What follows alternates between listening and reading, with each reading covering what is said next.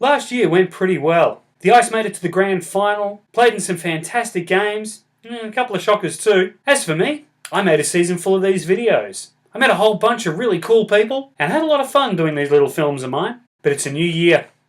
I gotta do something fresh, something different, something unexpected. I think this'll work.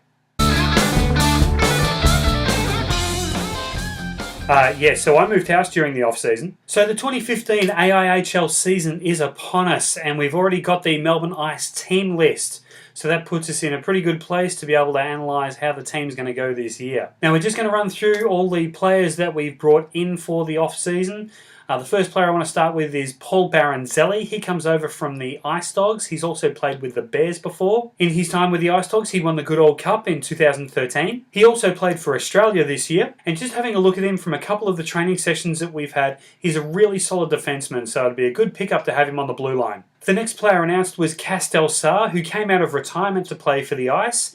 He used to play for the Adelaide Adrenaline and before that the Adelaide Avalanche. In 2009, Cass won the Good Old Cup with the Adrenaline. He's also played for Australia in 2007 and in 2010, in both cases winning a silver medal. He's a gritty forward who's able to put up a couple of points. He averages .74 points per game. Another player announced was Mac Hill. He comes in from the AIHL. He did sit on the bench for one game last year, but never got to see any game time. Mac played for the Melbourne Whalers in the AIHL, where he averaged 3.62 goals against and .877 save percentage in 8 games. Another pickup from the Ice was Taras Cheprikov. Taras also played for the Melbourne Whalers along with Mac. He got 3 goals and 1 assist in the 15 games that he played. Taras is a tall, skinny defenseman with a long stride and a big reach. Now, our big import signing this year is Paul Kasiba. He comes over from Calgary, Alberta. At 189 centimetres and 82 kilos, Paul isn't quite as big as the outgoing Jeff Smith, but in all honesty, who is? Don't answer that, Todd Graham. Paul won a silver medal representing Canada in the 2005 Under-18 tournament. The goalie for that tournament was some kid named Carey Price. You probably never heard of him. Most of Paul's experience comes from the WHL,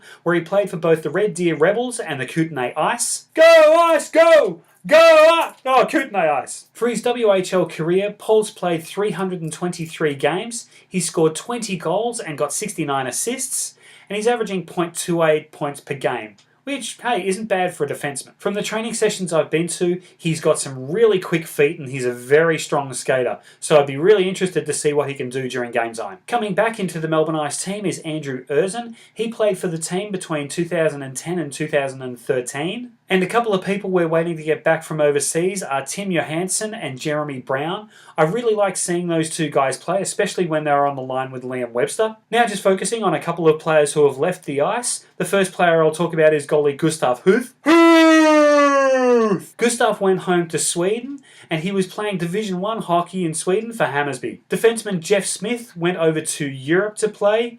He ended up playing for the Brayhead clan, interestingly enough, with former Melbourne Ice defenseman Chris Frank. Hey, I really enjoyed my time playing in Melbourne. So as you can tell from the names that I've read out, the team really hasn't changed all that much from last year.